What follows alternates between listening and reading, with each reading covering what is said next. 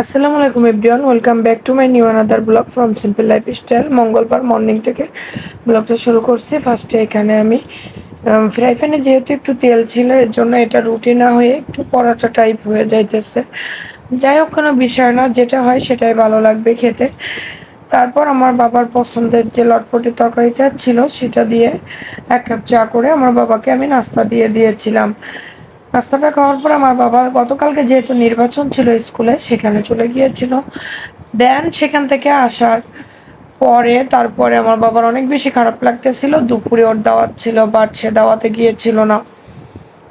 বললো যে এই গরমে ঘুমানো ভালো, কিন্তু আবার ফ্রেশ হয়ে দাওয়াতে যাওয়া ভালো না। ইচ্ছা করেই যায় নাই, দুপুরে দাওয়াত ছিল, সেখানে না যেয়ে বাসায় এসে ঘুমিয়েছিল। আর ভয়েস ওভারটা কী করবো, আসলে রান্নাটা যদি বেশি করা হয় তাহলে ভিডিওটাও বেশি হয়।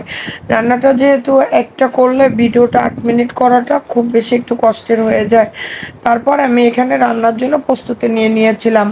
আমার বাবাটা গতকালকে টিভির সামনেই এসেছিল, হোম পেজে আর কি, ইউটিউবে একটা ভিডিও দেখে বলছে এভাবে বেশি করে পেঁয়াজ দিয়ে দো পেঁয়াজের মতো করে আমাকে একটু মাছ বোনা করে দিবা। তবে ওইভাবে কোনো বড় মাছ ফ্রিজে ছিল না, এর জন্য আমি এই 3 পিস মাছ সেদিন যে নাইলোটিকা মাছ রান্না করেছিলাম সেখান থেকে রেখে দিয়েছিলাম। ভেবেছিলাম এটা দিয়ে আমি বরবটি দিয়ে খেতে মন চেয়েছিল। বরবটি আলু দিয়ে এই মাছ ভাজি করে রান্না করলে অনেক সুন্দর হয়, তার জন্য রেখেছিলাম। যেহেতু আমার বাবাই খেতে চেয়েছে, সেহেতু ওর খাওয়াটা আগে, তারপর আমারটা।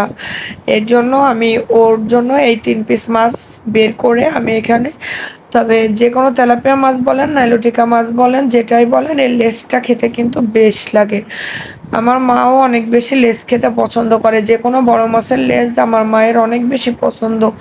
বাট এখন তো আর ওইভাবে বেছে খেতে পারে না, এর জন্য একটু প্রবলেম আর কি। দেন এই পর্যায়ে এখানে আমি মাছটা ভুনা করার জন্য প্রথমে লবণ, হলুদ, মরিচের গুঁড়া দিয়ে মাছটাকে ভেজে নিয়েছি। তারপর পেঁয়াজ, কাঁচামরিচ আর লবণ, হলুদ দিয়ে এটাকে তেলে একটুখানি মরিচের গুঁড়া দিয়েছিলাম, তবে কাঁচামরিচের পরিমাণটা বেশি দিয়েছিলাম। এই ধরনের তরকারিতে কাঁচামরিচের পরিমাণটা বেশি দিলে ফ্লেভারটা অনেক ভালো আসে। তারপর আমি এখানে পেঁয়াজ আর কাঁচামরিচটাকে আমি 1/2 কাপ পরিমাণ পানি দিয়ে এটাকে সুন্দরভাবে মশলাটাকে কষিয়ে নিয়েছি। আমি কিন্তু গতকালকে আদা রসুন কোনো কিছু দিয়েছিলাম না, আদা রসুন ছাড়া আজকে তরকারিটা রান্না করব। দেন এই পর্যায়ে এখানে আমি মশলাটাকে সুন্দরভাবে কষানো হয়ে গেলে আমি 2 কাপ পরিমাণ পানি দিয়ে দিয়েছি। আমি অনেকে ভুনা মাছে দেখা যায় যে অল্প করে পানি দেয়, বাট না, আমি একটু বেশি করে পানি দিয়ে একটু সময় নিয়ে জাল করতে পছন্দ করি। এভাবে একটু সময় নিয়ে জাল করে দেখবেন, মাছটা খেতে ভালোই লাগে। আর জিরা বাটা যেহেতু নাই, এর জন্য কিছুটা জিরা ফোড়ন দিয়েছিলাম। দেন এই পর্যায়ে আমার তরকারিটা প্রায় কমপ্লিট হয়ে গিয়েছে, সরি, প্রায় কমপ্লিট হয়ে গিয়েছে তরকারিটা। আমি এই যে শুকিয়ে একটু মাখা মাখা হবে সেহেতু আমি তরকারিটাকে একটু শুকিয়ে নামিয়ে নিয়েছিলাম। এটা খেতে আমার বাবাটা অনেক বেশি পছন্দ করেছে। আসলে আজকে ভয়েস ওভারটা করতে পারছি না।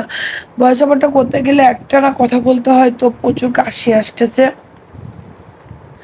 গলাটা আটকে যাচ্ছে। যাই হোক, তারপরও আমি ভয়েস থেকে বের হব না আজকে, কারণ অনেকটা রাত হয়ে গিয়েছে। আমি আজকে বিকালে ভিডিও এডিট করে রাখতে পারি নাই, আপলোডও করেছি সন্ধ্যার পরে। এখন থেকে সন্ধ্যার পরে আমি আপলোড দেওয়ার চেষ্টা করব, তাই সারাদিন কোনো ভিডিও আপলোড করি নাই।